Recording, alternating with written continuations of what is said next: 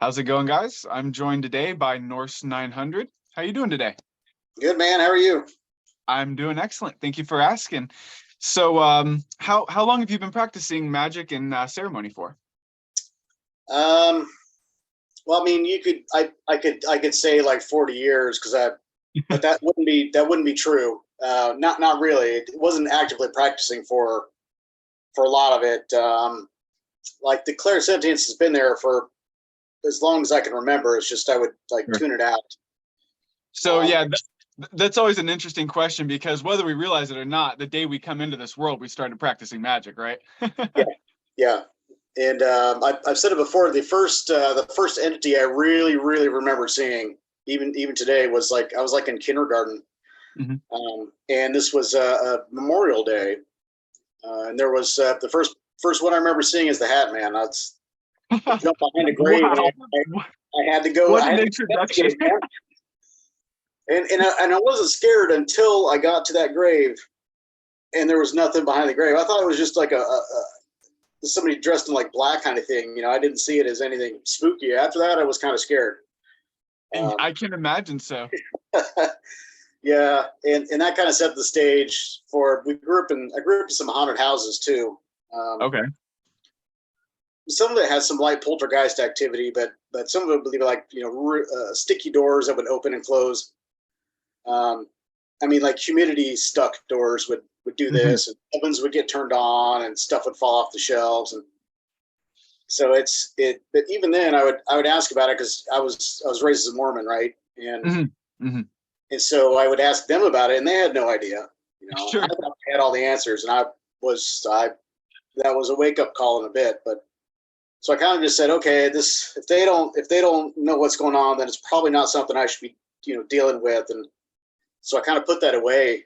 Uh, but I'd be interested in reading books from at that point the library because YouTube wasn't a thing at all. There's Yeah. YouTube is such a blessing. It's funny because I grew up in a few haunted houses as well, Mhm. and it eventually moved into one with a bunch of roommates, and we were all guys. And it started out we'd start smelling perfume, and Oh it was like old lady perfume, and it was like, who the fuck is spraying like musk perfume? And we couldn't yeah, figure it out. Well, then the shower curtain would open when all three of us were sitting in the living room, and it's like, okay, like getting chills now, or then like I just weird things like that we couldn't really explain other than poltergeist activity. So I'm no stranger to that as well, and that was one of my introductions as well. So, what interested you other than poltergeist activity? What drew you into esoteric philosophy and practice? um, believe it or not, Star Wars played a big role, Okay, and that's awesome. Excellent. and part of that's because the way they would talk about the Force, things like that in the old movies at least, because that's the time frame we're talking about, right? Uh, Sure. something about it felt true, right? Hmm. And And familiar. Yeah. yeah, so I kind of tried to do that, just to try to feel it, and I would try it every so often, but it wasn't. I mean, I was a kid, and my attention span was you know about this big, so I would try it off and on, um, and that was really what started it because I noticed I could feel different things at different places, right? Yeah. It's like, hey, well, then there's something else going on here. Hmm. So I would read like old books about like the Soviet psychic experiments because I could find those at the library, from like the 50s and stuff. And Hmm. and I remember being really amazed by photographs of auras, especially plant auras when they had cut part of the plant, but the rest of the plant was Yeah. still visible. And that just absolutely fascinated me.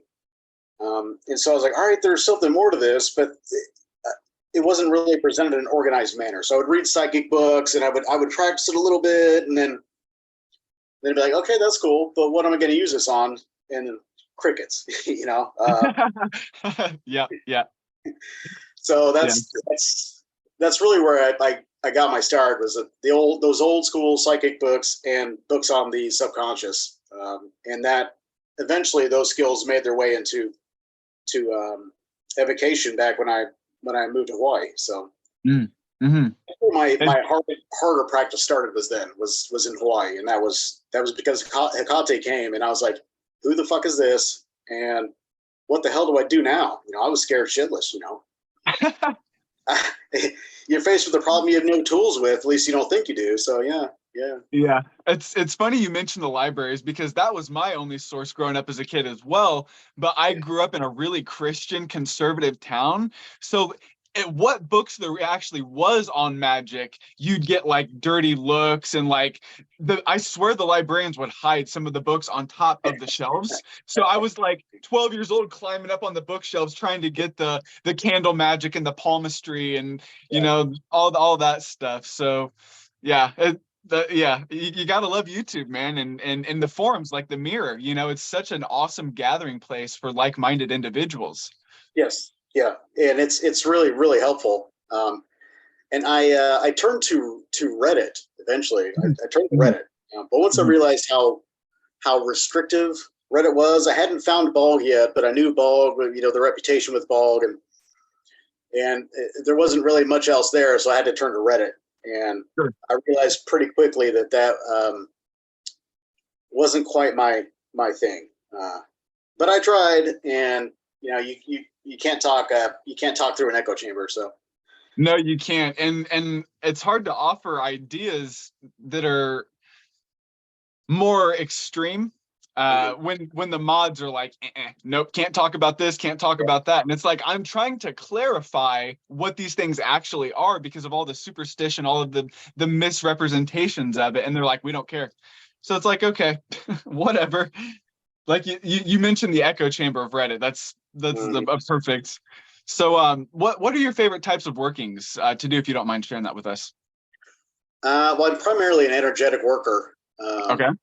And so I guess it really depends on if you're talking about cultivation or if you're talking about like rituals to help people. Because if you're talking about cultivation, then I guess you could say attunements are probably my favorite in that line of work because I've found a lot of benefit to attuning to different forms initially of death energy, for example. So Sure. Hecate feels different to me than Hell does. Who feels different than Boone and or Boone, however you want to pronounce it, but they all have their own little flavors, and so I try to attune to those that I know I'm or suspect that I'm going to work with more, not just with Death, obviously, but with the others too. So Leviathan, a lot of attuning with him. Okay. Tiamat, So yeah. do you feel like you're almost awakening deeper aspects of yourself as you're attuning to these currents and these frequencies? It kind of depends a little bit, and I've thought about this some, but I'm still on the fence a little bit about past lives, and so Sure, me too. I think that if things are getting woken up or maybe jogged back into our memories, however you want to pronounce it, then that would make sense. And I felt some of that, like with Tiamat and with Hecate, and supposedly I've worked with them in the past. And just last night with Saint Cyprian, Yeah. with the ritual I did there, it was the same thing. And I've never worked with him before. I've never spoken with him. But it was obvious that there was a connection. So when I asked, he said, "Yeah, we worked together in the past, and that could only be the past, right?" So Sure, yeah. so That, for those are awakenings. I think the other ones though are a bit new, and they feel a bit more foreign for sure. okay, interesting. So what are your least favorite types of workings to perform, if you have any? Yeah, I really don't care much for love magic.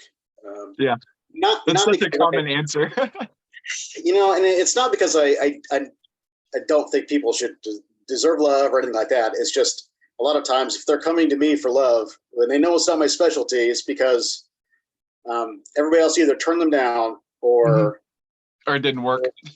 yeah, and there are reasons why it didn't work, and those have probably not been addressed, right? And so Absolutely. Or they want a specific person, and you're like, that person might not be what I don't care. I've been obsessed with them. I'm yeah. like, that's the issue. Anyway, And yeah. one of the earliest workings actually that I really did, I didn't know what I was doing, but it was literally a prayer. This is like back in like middle school. It's a bit embarrassing, right? But middle school thoughts, middle school Sure, ideals. yeah. And so there was this one girl that I was just totally infatuated with, and I had been for like I think a couple of years back in grade school too, and she was what I wanted, and blah blah blah. And so I remember asking for that, and then it was like 2 years later, it ended up happening, and it was just like, okay, this There's something to it. wasn't what I wanted. Right? It was like so that probably left a mark on me. Of course, that was much younger, but I don't know that. I mean, we're talking about strong emotions, with love, and those don't always uh, mature as fast as maybe some of the other harder Yeah. knocks, right? Yeah. It's funny how that works. Yeah. I reflecting back on some of the evocations and some of the rituals that I performed in middle school, I'm just like, can I just delete that from my memory log? Because it's just so you like face palm and cringy and just like, Yeah. what was I doing? But that's what it's all about, is figuring out what to do and what not to do, right? Yep. And I did like when I was 17, I wanted to do more. I decided that because of the psychic stuff that magic might also be real, right? Because to me there Mhm. was a hard line between those two, because Sure. magic was a little bit, was always presented as fantasy, and Mhm. psychic stuff. Okay, well, I'd experienced some of that. And so I got a book actually, To Ride a Silver Broomstick by Silver Ravenwolf, because it was the only thing I could get my hands on at the Yeah, local. sounds familiar. Mhm. And it's, I mean, for its time, it was okay. But I looked at, and this is part of what moved me towards energetic work, is I looked at the laundry list of just stuff that you were supposed to have for a spell, and I'm like, I'm not doing that. And Sure. so I basically tried some of them without spells, but of course you don't know what the hell you're doing. And then set it aside, because I realized that worshiping a goddess wasn't really much different than worshiping a god, and I had already done that. And so that kind of turned me off to that. I'm not disparaging anybody that identifies that by any means. Just for me, that once I realized that in my own head, I was like, oh well, this is kind of just more of the same, just with a different gender for me personally. So Sure. Yeah, it's funny you mentioned how there's a bit of space between like the psychic work and the magic. For me, it's a lot of people draw that line because the psychic energetic things you can immediately experience, and they're highly I don't even want to say they're subjective because everybody agrees on them, but as soon as you get into affecting the external plane, people yeah, start getting a little bit weird.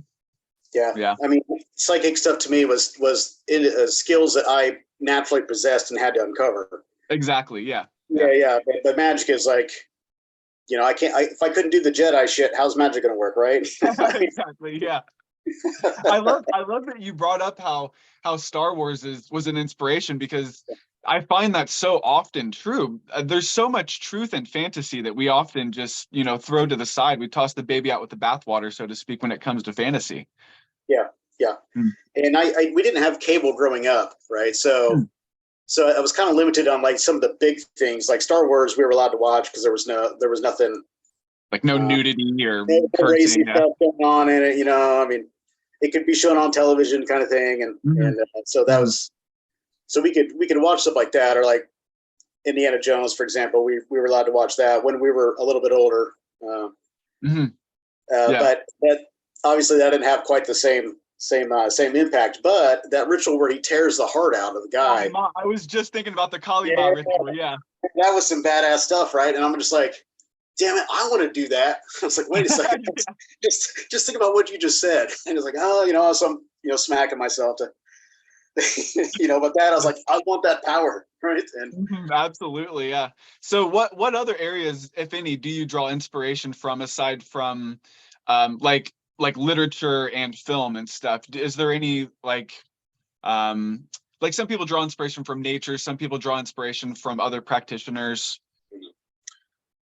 nature's a big one for me, but I'm not, as ironic as that sounds, I don't consider myself like a nature lover, right? Like a druid or anything? Like, Yeah, yeah. I'm Okay. interested in it. I'm interested in balance. I'm interested in preserving it, but Hmm. I'm not gonna spend all my waking time outdoors. Sure. So I guess I should say I'm not outdoorsy. I Okay. have been, but so yeah, nature to to an extent, usually within my world, right? Like we did a lot of hiking in Hawaii Hmm. because it's all pretty much free, and so we were gone like every weekend doing hikes in Hawaii. And for me, it was about the hike and not about the nature itself so much. So I can't really say that I draw anything out of nature that isn't doesn't call to me energetically, right? Sure. Which I mean, it's really hard to explain, but I think I music know. is I think I know what you mean. Yeah. So it seems like it was more about the challenge of the hike than the beauty of the nature. yeah, yeah. Okay, cool. So Uh, what's the magic scene like in Hawaii? Is it pretty profound, or is it pretty prominent, or is it kind of I I can't say because they have their own closed practices, right? sure, Um, sure. and I don't know how. I know they claim that there are a lot of practitioners of those practices there, but you don't hear a whole lot about it. Mhm. And we did know some locals, and they wouldn't say anything. So it's kind of like, okay, is it really widespread, and they're just not saying anything to protect it, which is fair, Mhm. or what? But if you look out into, like when I was doing Pele's Grimoire, when you go to research some of these things, you're going to find like folk legends, stuff like Mhm.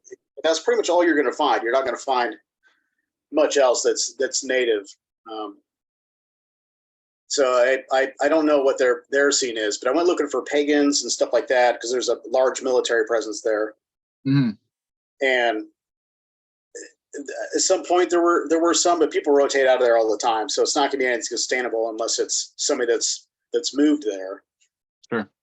that acts as like a figurehead. And if those groups are there, then I didn't see or find any of them. So.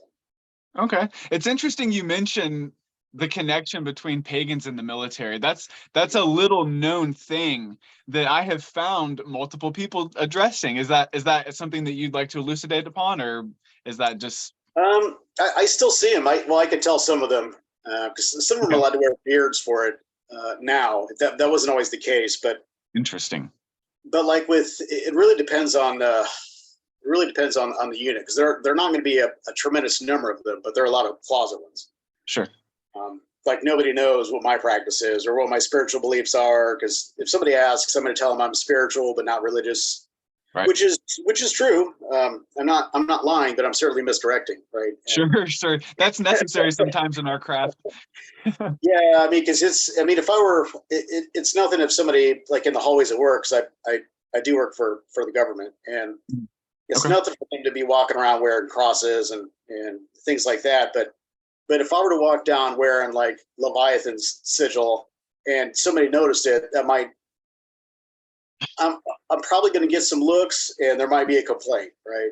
There may not, but there probably is going to be a complaint. So if it's not tied to like some kind of known heavy metal band or black Mhm. metal band or something like that, just say, oh no, it's just the music. Then people give you kind of shitty looks, right? And Sure.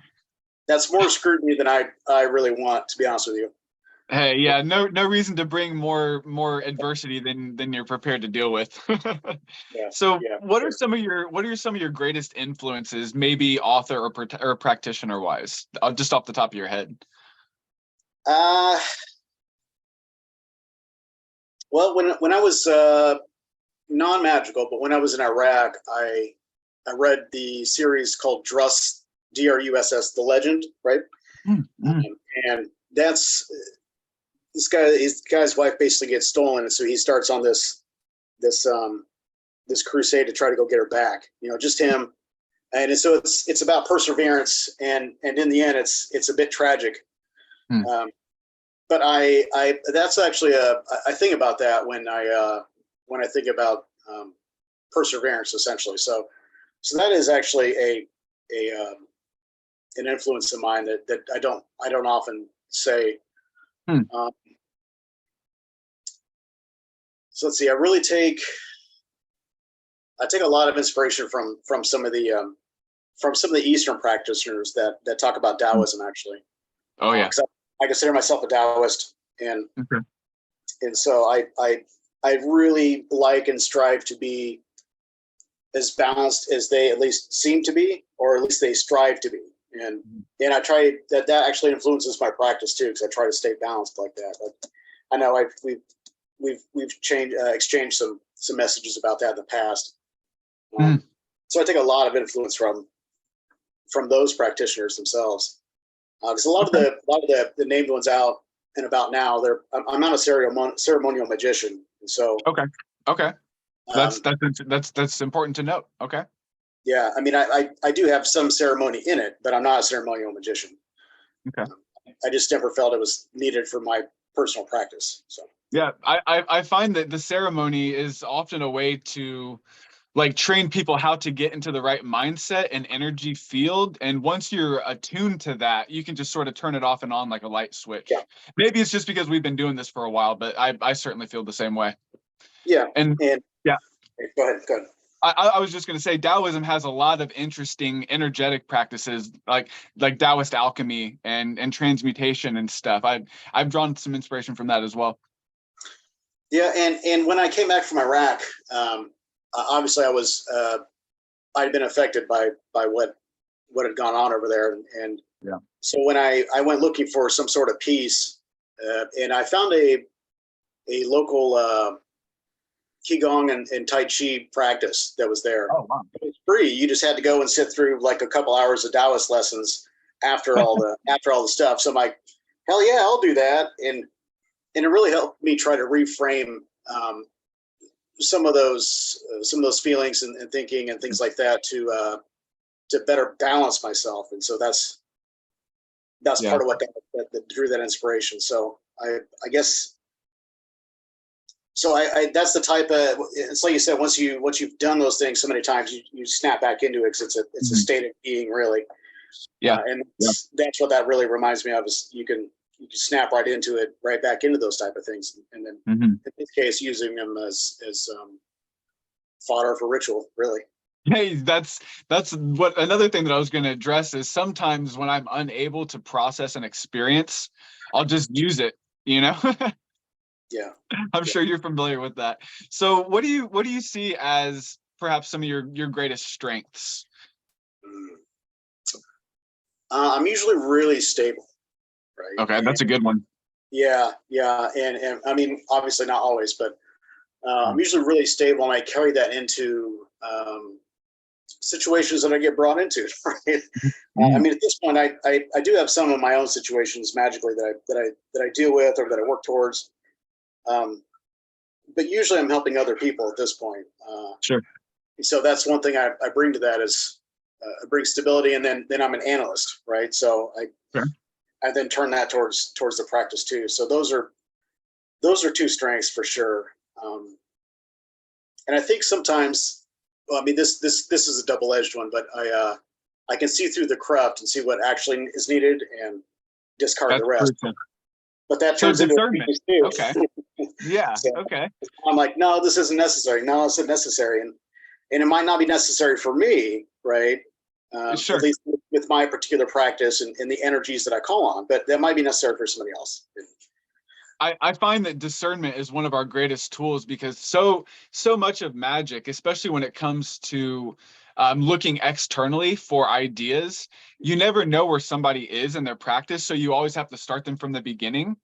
And there's so much that deals with the beginning. So being able to discern, I don't need to do this, I don't need to do that. Yeah, that's useful. I mean, that's a huge blessing. That's a huge boon to your practice. So that's awesome.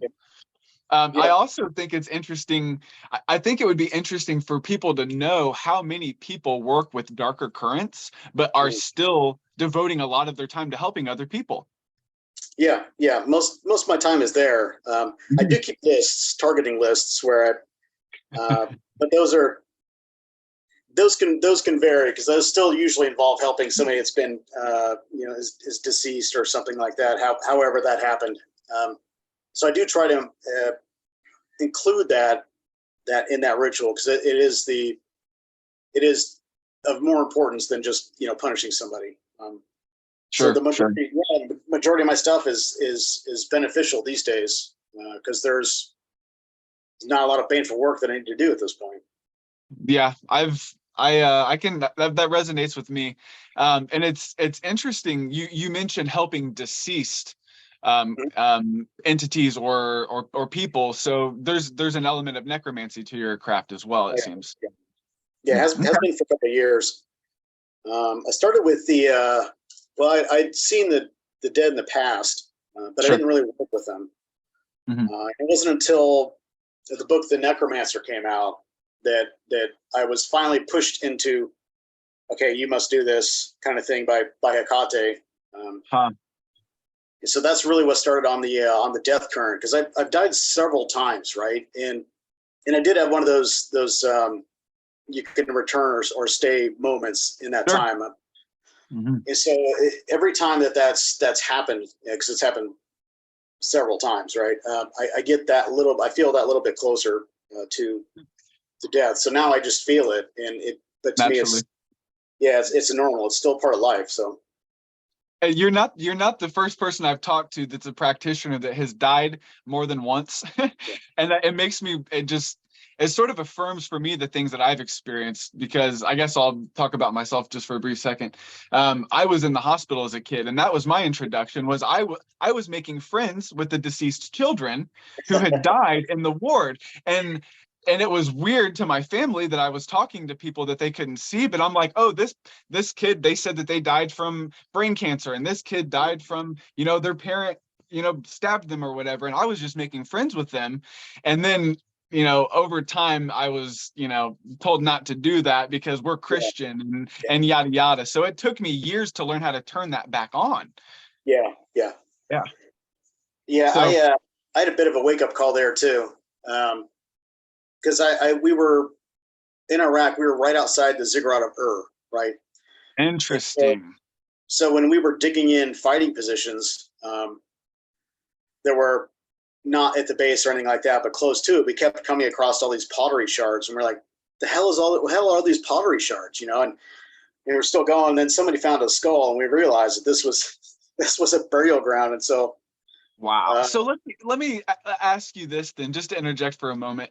yeah, Do yeah, yeah. you feel like the energies of that ziggurat and those clay shards maybe affected your consciousness in any way, or am I just sort of speculating on that?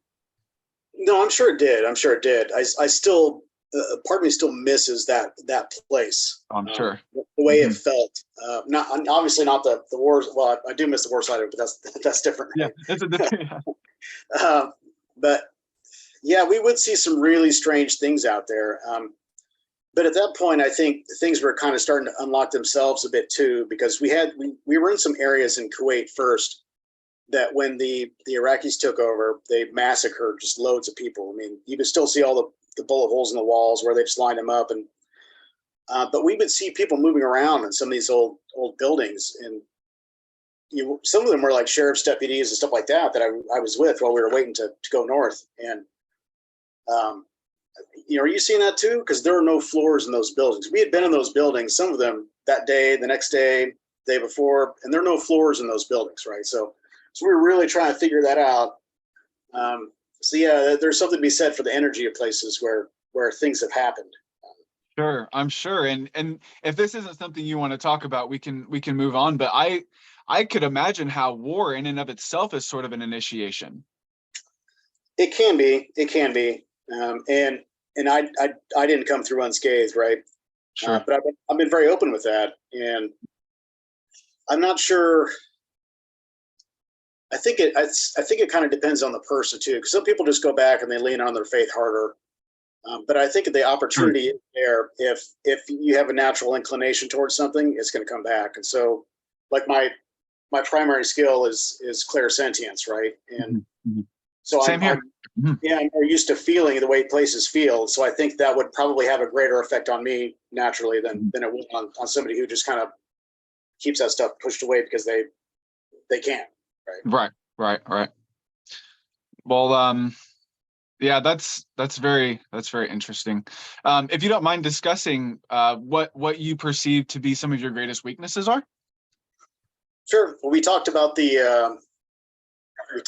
cutting things in and out of rituals, thinking that I Sure. don't need them. And I have a tendency to overanalyze some things too, right? Sure, Because sure. I'm the type of person where it's like, okay, I'm sorry, you say that magical number is 63 or something like that. All right, prove it. And you're not going to be able to, because I don't believe in the methods they use to do that, generally speaking. So now that doesn't mean it doesn't work. I'm just saying your methods might be bunk, Sure, and sure. like So earlier today. doubt and over analyzing, maybe. Uh, I see doubt as a strength, kind of. yeah, I usually don't doubt practices. I have a tendency to doubt the way conclusions are come to. Okay. Okay. So I doubt maybe the method used, or Yeah. I doubt the underlying, like you could say the underlying science of it, if you want to Sure. use that term. But I was that way in science itself too, right? Because I originally started going to school for biotechnology, Oh, wow. and so even there, I was like, oh, this is what you say, prove it. So it's not like Right. it's not just magic, right? I do that all the time, and sometimes that's good, but it's sometimes it can cause some strife because people Sure. take that type of thing personally, and I mean, Mm. I don't. You could doubt everything you want. I don't care. Yeah. It comes down to moderation at the end of the day, I suppose. Yeah, it could, and I'm not always good at that. So you've mentioned Hecate and Tiamat and Leviathan and Hatman. Are there any other entities that you have worked with, or any entities or currents that you prefer to work with other than those? I've worked with a lot, not like Pokemon style, but like I did go through the 72. Sure. Hold on.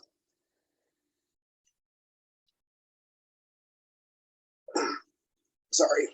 You're fine. Man, something's in my throat. Sorry. There were some currents that I was resistant to, I'll say, but I now work with more. And that was like Helios Unbound, because it is so ceremonial. Okay. And again, there's a whole lot of trust me, this works kind of thing in it. Sure. But now I work with Helios quite a bit. I mean, if I need something burnt or illuminated, or he has healing aspects too, I'll go to him. So I do work a lot with the sun, even though I identify more with the moon. Sure. So that type of thing, and I wouldn't have done that if Hecate hadn't forced me to, right? Mm-hmm. Other times I'm drawn to something because I'm scared, like Pazuzu, like Oh yeah. Uh-huh. blood all over it, right? Sure. And that was coming from a place of fear, because I did watch The Exorcist long before I got into practice, right? And part of that said, okay, yeah, this could be real to me. But seeing him illuminated in those poses in the movie, for some reason, just really scared the shit out of me. So I had to investigate him when I came back. I like that you seek your fears and your adversity. I think there's a lot of strength in that. Yeah, because the worst thing I don't know. A lot of times I want to know what I'm up against if that's the case, right? And right.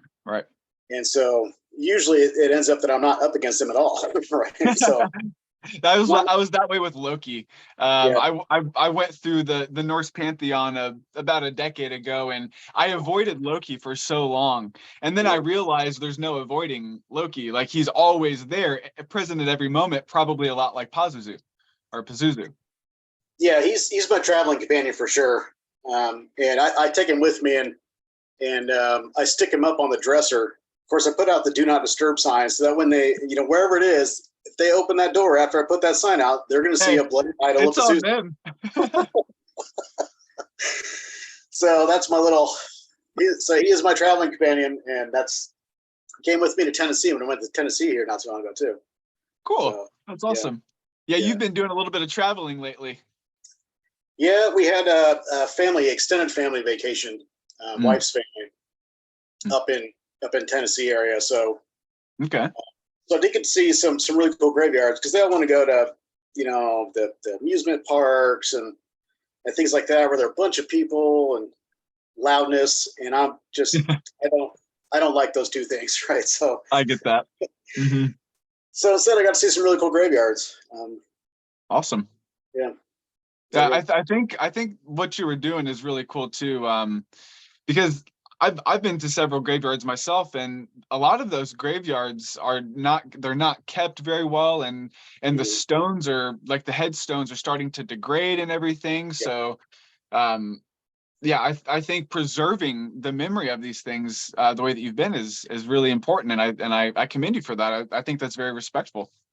Yeah, thanks. I'm trying to decide if I'm going to do a channel where I walk through them, but do I want to keep it with just walking through the graveyard sort of thing, or do I want to add spiritual things to it? And because a lot of times, I mean, it's actually it's kind of not much different than war. You have really quiet times, then all of a sudden there's some activity with things, and then there's Yeah, really quiet times, yeah. and so so people might be surprised that when I go to a graveyard, I don't always expect to, conversations and yeah, some curiosity, but it's not common for me to have long, in-depth conversations with some of these people.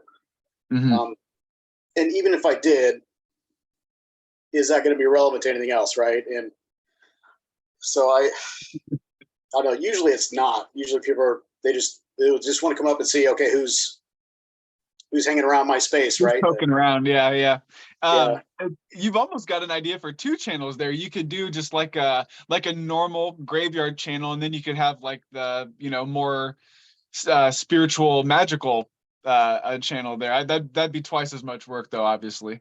yeah. Because I'd have to make them different enough that I couldn't get doxxed, right? Yeah, exactly. Yeah. Yeah. And I suppose you could. I suppose you really could cheat, at least. If you're in a necromancy, you could cheat and then elevate the energy of the space, and then invite people to kind of invite entities to come in and partake of it, so that way you get like more activity and things like that. Or you could just call lower level spirits that just want to wreak havoc and want notoriety for doing that. And Right. so it's like, well, it reminds me of like the ghost hunting shows, right? Mhm. It's gonna be a similar Yeah. thing. You might get one small thing or something like that, or two a night. You're not going to get these huge big things that these shows seem to have like every week, because that's Right. Yeah. bullshit. Eventually, it comes out as such, and it's really not going to be much different than a graveyard. Yeah, the ghost hunting shows are to necromancy what Harry Potter is to magic. Like people come into it expecting fireballs and crazy experiences, and it's like Yeah, it's a little more boring than that, but it's still exciting. yeah, yeah. I mean, there are some times where people get disagreements, magically, and they're partially thinking, "Let's duel." It's like, the hell is this? You gonna yell Expelliarmus at me or something, man? I mean, Exactly. Yeah. I mean, you Exactly. can, but there's consequences, right? There's Right. Exactly. So what are some recommended practices for maybe like more intermediate practitioners out there that you'd recommend? good one, good one. One thing I recommend when people ask me about starting an energy practice, right? And this would fit in this line, is that I recommend they have a working magical practice first, right? Sure. Okay. And part of that, so that you can start to get feeling some of those energies in ritual, things like that. Not just emotion, because that's not the same thing as magic. Right. But I think it starts to kind of help uh, kickstart some of the noticing of energies that you would need to use for these type of rituals. And so that's I think that's probably the biggest piece I would get is to look behind the actions and items that you're using, to start to sense what those components bring to it, because you're going to need something like that to then move on to well, not necessarily move on, but then to maybe add or go into an energetic practice that isn't just like qigong based or something, right? Because That those is are, such excellent advice. Yes. yeah, yeah. And that's part of my, I told you, that's part of my thing. Oh, I don't need this, I don't need this, I don't need this. And that's, since I didn't start as a ceremonial magician, I You're probably less prone to those trappings. I am, and so I take sometimes a very heavy axe to some of those things, because okay, yeah, I see that, and I can grab that energy from here, or I mean, that's Mhm. partially why I have an area set aside over here in my yard Mhm. for the dead, is because it Right. acts as like a living graveyard for different entities, and so if I need some type of energy from that, I can just go there. right? That's really smart. I like that idea. I might have to steal that from you. Yeah, hey, by all means, by all means. I don't recall reading it anywhere, but maybe I did. Hmm, I mean, I read a lot of stuff, so I don't know. I'm not going to say that. Oh, this was my idea and blah blah sure. blah. But it's definitely something I put into practice, and I didn't have a step by step to do it. Hmm, Um, yeah, I just basically consecrated that ground and dedicated it to them. Now it's an American holly tree, and it's a hmm. female one, so the thorns are larger, and that has a tendency to keep people away, right? Yeah, I could see that. Yeah. Yeah. So I mean, they aren't big, but they will stick you. Um, Hmm. Hmm. like you want gloves when you're handling the dried leaves because they'll the thorns on the end will get you. So it kind of naturally keeps some people away as it is, Hmm. and then I Hmm. make offerings to it every so often, and like all the gravestones that I have are essentially linked to that area. Um, Okay. so I link them from graveyards to the stone and the stone to this area to help further condition it, if you will. Okay. It's interesting that you mentioned the thorny American holly tree because the one spot that I imagine dedicating in my yard, I have 4 acacia trees that are in a square Yeah, and they're thorny like yeah, that. So I always go in there and sort of sit to have like a cleansing, yeah, sort of session because that's very protective, right? And it's interesting that you mentioned that in the one area in my entire yard that I imagine concentrating for that purpose is thorny trees. So there must be something to that, I wonder. yeah. Well, we don't have a lot of like younger kids on this side of the block, Hmm. so they might be interested in it, but once they get poked a couple times, they're not going to be interested.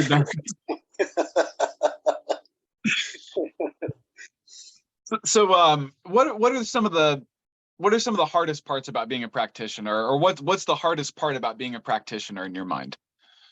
I really wish, in a sense, I really wish that I could practice openly.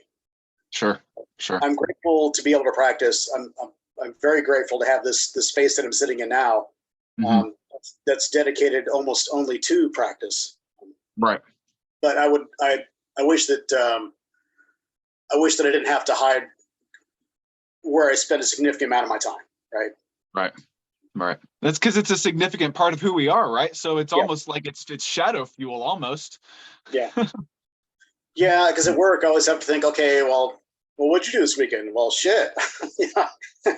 I cursed 4 people, or take your pick, whatever I did. Helped a couple of dead people along, and I would Hmm. probably be under some serious scrutiny, Sure. unwarranted. I would be under serious scrutiny.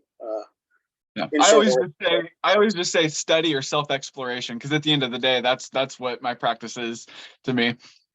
Yeah, I mean, normally I can say, oh, I did this with the yard, and nobody questions. Okay, what Mhm. about the rest of your damn time? They just, oh, I did yard stuff. Okay, well, that's nice. I'm not Right. yard, so it's not like I'm not spending a lot of time out here. So Well, and so often when people ask what you did, they're not even really asking anyway. They either want you to ask them what they did or they're just being polite. So you give them one answer like yard work, that'll suffice. yeah, yeah, they're disinterested at that point, and that's cool. Yeah. But I think Go another ahead. thing that I find is challenging actually is that I don't think we find a wide variety of different practices in a lot of the available books, right? Mhm. Being in our, at least, like if I go to Amazon, most of it's going to be about Western ceremonialism or goddess worship, Mhm. um, or or herbology or something like that, and not, they kind of stick to those tried and true areas, which I guess makes sense from a publishing standpoint of view, but that Right. really only makes sense if it's a book published, a physical book, right? Because it's not going to cost you much of anything to do it digital. Mm. So Yeah. There's a lot of incestuous derivative information out there that it sort of drove me away from modern literature. And I find myself going back to the past and looking at what my ancestors were doing and trying to translate that to a modern sense as much as I can. yeah, yeah, that makes sense. Like earlier today, I was reading from the Gospel of Ghouls, and Mhm. and there are a lot of parts of the book that I really like. It is a bit of a mishmash and a hodgepodge of different stuff. But one of the things in there that they premised part of their work on was that John Dee translated the Necronomicon back in the 1500s. And I think that was probably the only time I remember reading that where I think they were probably serious, right? Interesting. Yeah. And so they then tried to do some numerology, and then they tossed in some Hebrew lettering to further their cause. And it becomes pretty, I mean, we know that some of that stuff works, right? Like I said, we know it works, but I question the mechanics. And Yeah. so here, I think it's like you said, the word of mouth, the chain of transmission, which is pretty much just saying the same thing. But and that really struck me with that was because they're just basically parroting what somebody else said, Right. or at least believed. And I'm like, well, no, that's not good enough for me. So I don't know. Yeah, I think there's a lot of that. So I wish there was a wider variety of materials that, because I really like necromancy stuff, but unless you're going to read scholarly things, then it's pretty much going to be all dark edgelord. Because that's what the teeny boppers want to read. Yeah. Unfortunately, vampirism and necromancy and even like shape-shifting and stuff has just been, I don't know what to even say, clouded by a sense of sexiness and modernity, to where you can't find anything that's not like LARPing or role-playing. Because shape-shifting is an actual, like, an astral etheric technique that some practitioners use. But now you get on Reddit and it's like, how do I turn into a werewolf? And it's like, oh God. Yeah, and then the people believe they can. The people believe they can, yeah. Yeah. Who knows, man? To each their own. But I guess that brings us to our next point. What are some things that one should avoid when it comes to like taking things literally? Sometimes I guess that's one thing that people should avoid. Yeah, I think people should try to discern when they read something how much of this is the author's need to feel a certain way, and how much the actual practice, right? So that's a great question. Yeah, how much of it is like self-confirmation bias, kind of? Yeah, I mean, they want to feel dark and they want to feel powerful, and they want to do this, and so they're going to use those terms to, and maybe they do feel that way, but I think they're kind of psyching themselves up, and I think that kind of gets taken literally. That this is the most powerful thing ever. It's like, well, you can still fail. Sure. Just because somebody marks it as powerful, I mean, it doesn't mean it is. Just like if somebody says it's the number one selling, I don't know, chicken grease or something, then that's an opinion. I almost said a brand name there, and I'm like, oh wait, I better not do that, just in case, right? Yeah, I'm trying to get sponsored by whatever chicken grease company that was.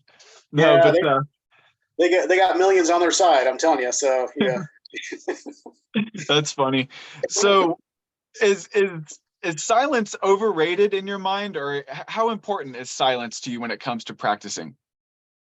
I mean, obviously we're sitting here doing an interview talking, so to some extent.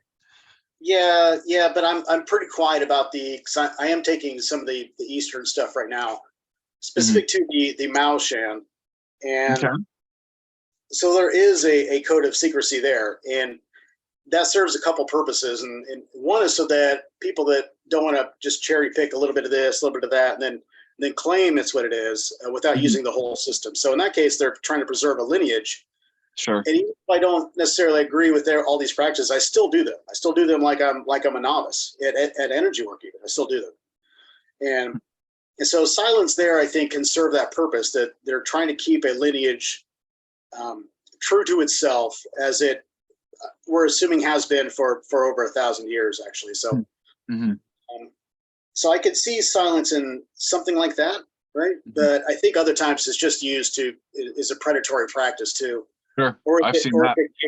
Gatekeeping things that you then have to focus something, or maybe you have to say the right words and ruffle somebody's feathers the proper way before you get the next greatest, bestest ever teaching, most powerful Uber ritual ever kind of thing. And so I can see it going. I agree with silence for a protecting a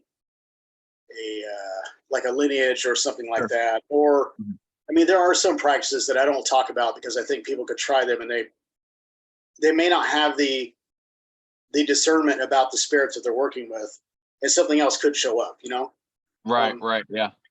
I mean, the Lovecraftian entities would be some of those same things. I mean, you have to kind of be able to discern, are you getting one of the blinds, or are you getting, contact the real thing. entity? Yeah, Mm-hmm. yeah. So, Mm-hmm.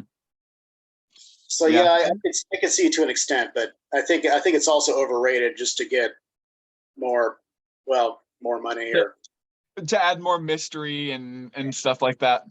Yeah. Okay. So how is magic viewed in your area? These people are pretty practical minded. Okay. So I mean, I live in a neighborhood, at least neighborhood, where everybody's pretty much an educated professional, right? And so that's going to look a little bit different than maybe some of the other places in the city where it's more of a unified ethnic thing, and they bring their practices from somewhere else to them. So they would probably look at something like that a little bit differently. But here, nobody cares, and I'm not going to tell them. So right, yeah. No reason to let that cat out of the bag if you don't have to. Well, we do have cat sitters, right? Sometimes because we got cats. Anytime we go on vacation, they kind of have to still eat and get water. So, so one time the door code for the front door wasn't working. Mm-hmm.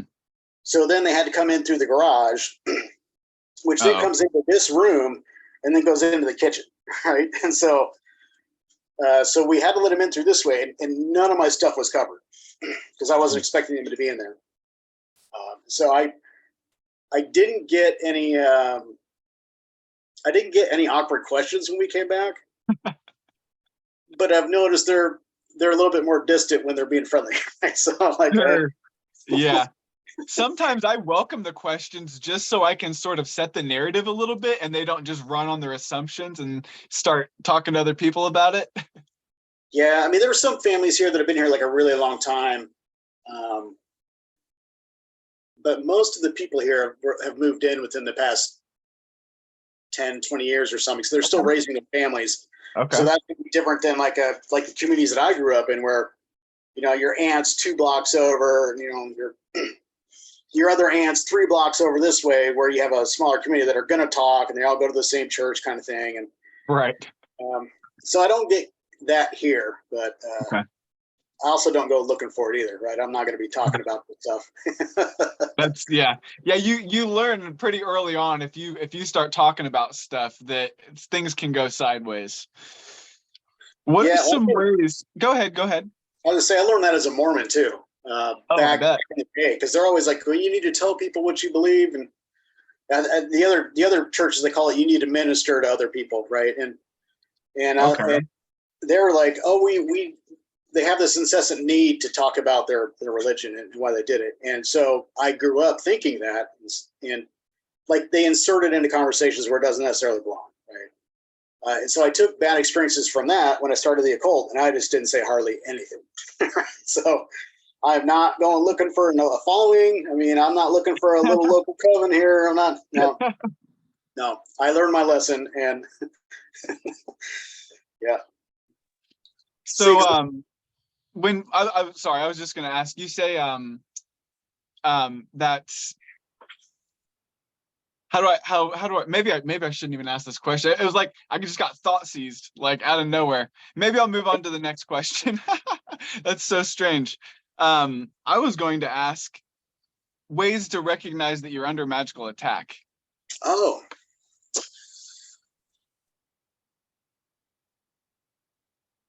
Well, the issue with, normally you would, I mean, we all know, oh, you get clusters of signs that things are happening, but those should honestly taper off. You're going to get fewer signs depending on the skill of the magician, right? Because if somebody's just using a whole bunch of emotion as fuel and just hate and rage, then their working is going to come across that way. And then it can be a little bit easier to tell, right? But if you're dealing with somebody who's actually skilled with it, then the signs can be much more subtle, right? So if I go after somebody, they're going to be 1, 2, 3, 4, however many workings I need, and they're all going to be very specific, and they're all going to layer on top of each other or stand alone, right? Mm-hmm. And so those aren't going to be up and in your face things, right? Mm-hmm. They may appear that way, but most of them are not. So if you're looking for 3 signs, you may not get them until you're, there's no doubt that you're under attack, right? And Mm-hmm. so like, for example, I was just told that I had this $7,600 bill Mm-hmm. from work for moving me back from Hawaii, because it has to get counted as income. Right? Okay. And it's income that I haven't paid taxes on. Right. Okay. Congress mandated it, so there's nothing I can do about it. And so I can look at that and all of the problems that I've had trying to get this resolved, and it still isn't resolved. This wasn't right. This wasn't calculated correctly, as somebody has come after me, right? If I really wanted to, I could say that. Because I'm getting hit from different levels, from different people on there that are part of similar organizations, but they have their own little specific aspects. And so now I'm getting more than one sign that, oh, this is bad, this is bad, this is bad. And if I use the, 3 strikes, you're under attack, then I would have gotten that just from this one overall scenario, right? Well said. Yeah. Well. And it's really, it's a lot more mundane than that. It's like, this was just calculated wrong. I submitted extra paperwork. It's probably down to about 2,000 or 3,000 now. Still getting that result. But if I had looked at the hard, fast rules of a 3 or 2 and greater, then I probably would have said that, because it came from different angles, but it's really the same scenario.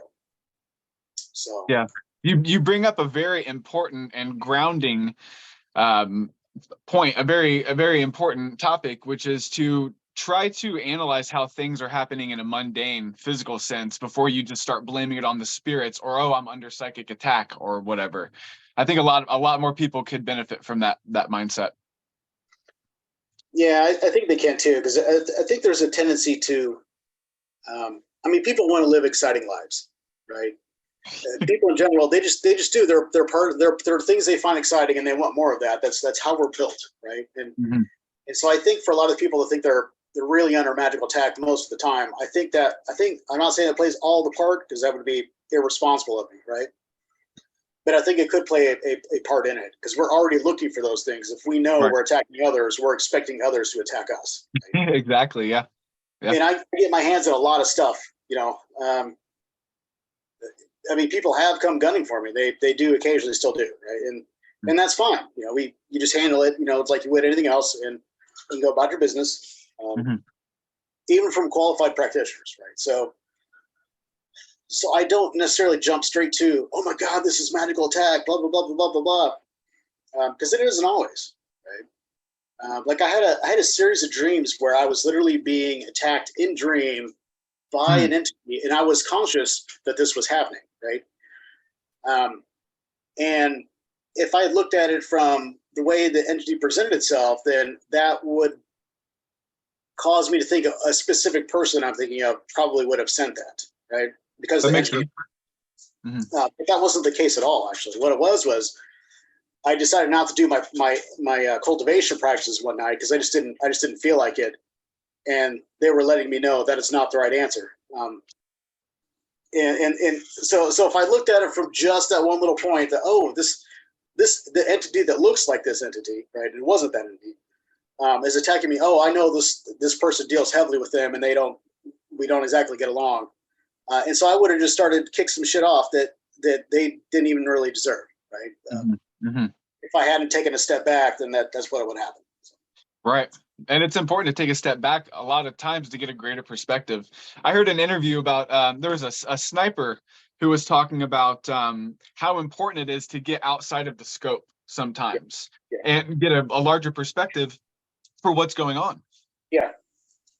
So when you do feel that you're under attack, I don't expect you to divulge your top tier defenses, but what are some more basic defenses that you could recommend for people?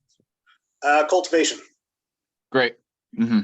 I think people confuse the ritual of magic with cultivation happening also, and you can use magic cultivation, but it's not the same thing.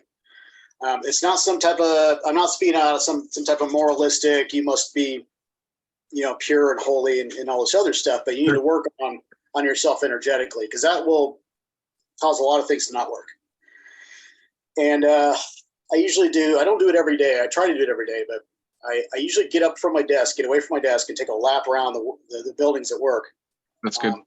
And then I ground at that time. Actually, I'll call to the sun, I'll pour, breathe in. And that one simple practice of not only helping make sure I don't get blood clots from sitting all day, but I also get to ground, and it creates a psychological distance also from the work that you're doing, which can be stressful. So that practice in itself, I think, it does a lot, because if something was starting to get attached to me or things like that, it's going to get burned off. Right. Okay. Because I specifically do that when I pull the sun in. I burn off attachments. That's great. That's a great suggestion. I love that. I tried to do the same, and I found that a lot of times if I feel a negative attachment, just sort of like firing up my energy is enough to sort of burn off that negativity and that dross without lighting a single candle or saying a single prayer. Yeah, it works too. I mean, I keep my words up, but and I keep an eye on them, but I don't have to renew them much at all, because I keep an eye. When it starts lessening, then I know something's up. But for the most part, it's pretty rare for me to get attacked here in the household. Right. I mean, yeah, that makes sense, especially with all the work that you do in that area. That's probably they say the greatest defense is a good offense. So that probably has a little bit to do with that as well. So do you use like crystals or minerals or anything like that for like protection in your area, or is that something you've not really gotten into? No, not protection. I'm a bit on the fence with crystals and how they work. Some things I can intuitively feel, but again, I'm always evaluating things from my practice, not overall. So like I got this. That tourmaline or onyx? Oh, it's obsidian. Yeah, it's obsidian with some, I don't know what the red is because I forgot to take a picture of it. I felt stupid for not doing it. But I felt I should get that. It's probably going to be more for a defensive thing, or as a focus for certain types of energies, like a collection points you could then pull from them. Let's see. There's I'd have to find it, but I still use that smoky quartz crystal from the Shadownomicon for those purposes. Okay. So used for baneful purposes. Okay. And that's pretty much the extent of what I do with them. If like the Kazde, when I worked through the Kazde, I called for two crystals, smoky quartz, which I wasn't going to use the Shadownomicon stuff, and then a tiger's eye. And as soon as I was done with that practice, I haven't used them. Okay. Yeah. Okay. A lot of people are sort of on the fence about, I guess I'll speak for myself. I'm still on the fence a lot about how effective crystals are for certain things, and I'm still on the fence about past lives as well. So that's something that we can agree on, to sort of, I need more before I can, sign off on that. Yeah, I mean, there's evidence that I can and can't refute, and that's the only reason there's a fence, and yeah, sometimes I need it right up into my face. Sometimes I think but because the only other time I'd really come across this where I'd worked with somebody else before was Sakate, and so that ritual with Saint Cyprian last night, where he's also mentioning this, and I'm getting views of that in the past, right? They'll show me, and those usually will ring true if that is the case. And so it's one of those things where I can't refute it, right? But that doesn't mean I'm gonna swallow everything wholesale, Right. Okay. Well, last question here. What are some things that you'd like to learn in the future? What are some things you'd like to learn or study in the future? That's a rough one. Well, I usually have goals, short, medium, and long-term goals, and that's good. And I do it for my partially just to help keep me on track, right? So I can tell you that I want to go through the 72, I think 72 or 73 week Goetia book by Connolly. Okay. So that'll take a while. So I see that in my horizon. I got to keep up with the Malshan stuff because it's only being released a little at a time, and it takes a long time to do. So that's That's more of a long-term thing. And that includes the Fox Immortal stuff, which is technically a different channel, but the same school. Mm-hmm. So I see that. I always told myself I want to be like one of those Chinese sorcerers, like the ones you see almost in movies, right? And that's not going to happen, but that's the goal, right? So Sure. Yeah. that's like I will charge towards that, and that means I'll always have something to work towards, right? Yeah. I think Galileo said, "Shoot for the moon. Even if you miss, you'll land among stars." Yeah, So and I'm willing to do that. Let's see, I'm going to try to relocate to Europe for a few years through work, which is actually what the ritual last night was about. Another one, a layered one to help with certain aspects of it, and that's.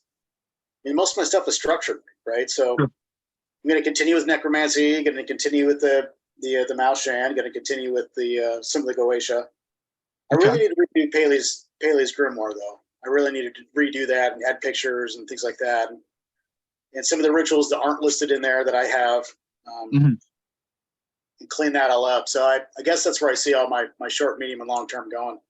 Okay, that's great. I love that you have short, medium, and long-term goals. Most people are just bouncing back and forth between short and long, and they end up giving up on both because they don't have the attention span for the long-term goals, and the short-term goals are just fleeting, and they don't get enough dopamine from them. So that's great. That's a great practice to have.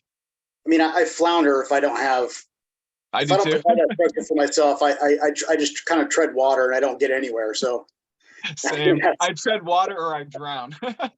yeah, like I really need to get back into wand making. Ooh, interesting. Yeah, I used to get driftwood from Pearl Harbor because I lived at the mouth of Pearl Harbor for those 3 years. Wow. So I would, yeah, Harold, I'll get one here. That's very intriguing. Yeah. See, here was one of them. Okay. It almost looks like a boot. Yeah. I was thinking it looked like a serpent, kind of.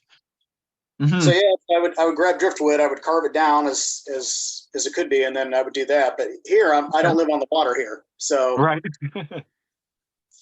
so instead I gather limbs when people's limbs fall or something like that, and have to let them dry out a little bit more and things like that. So I've been telling myself for 2 years I need to get back into carving wands.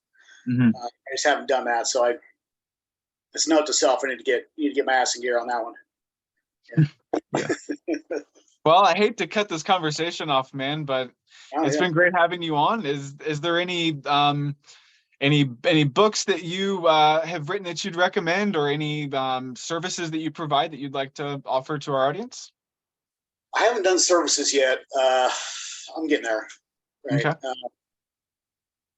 But I haven't. Most of the stuff I've read recently has been like edgelord stuff to try to glean some tidbits of what they're saying, and I don't know that I could recommend any offhand, but you'll probably hear about it in the forum if I do, right? Little inklings of this and that, because a lot of the stuff I'm doing right now is I'm rereading some of the old stuff, like the Liber Falsifier. Interesting. Series. Falsifier. Okay. Yeah, okay. I don't know how they would pronounce it, but you can. I think I found most of those on the Internet Archive, which is a gold mine. Okay. But it's all edgy, dark. But they have some practices in there that I think might be good to start if you're not sure where to go with the Death Current and don't want to read a book that's just a catalog with no structure, like the Necromancer is, right? So. Okay. Yes, that's about it. I wish could. I mean, I really liked Fox Magic by Jason Reed. That's what led me to. That's what led me to his schools, which is what I'm doing with the Eastern side. So that was really good stuff. Very different. And he has a Thunder Magic book. You can read these on Amazon Prime too for free, which is pretty good and different, but it's smaller. And if you really want to take a deep dive on some more of the ceremonial side for that current, you can look up his Practical Chinese Magic. So. Okay. Yeah, and for those of you who don't know, the forum that we're talking about is the Occult Mirror forum. It's on actually forum. Is it forum.org or forum.net? .net. Is that I always type in the mirror and it just pops up on my browser. But yeah, the Occult Mirror is an excellent resource for intermediate and advanced level practitioners. There are several adept level people who I consider to be adept level practitioners who are willing to share their practices. There's such an awesome variety of practices and opinions too, which I think is one of the greatest strengths of the forum. Yeah, it is. It's a place you can usually find something of value there, regardless what your practice is. Mhm. Or Yeah. you can go ahead and add stuff to it, so that way Hey. other people can find Yeah, find feel free their to come place on too. and make your own thread and grow the forum with us. Yeah, yeah.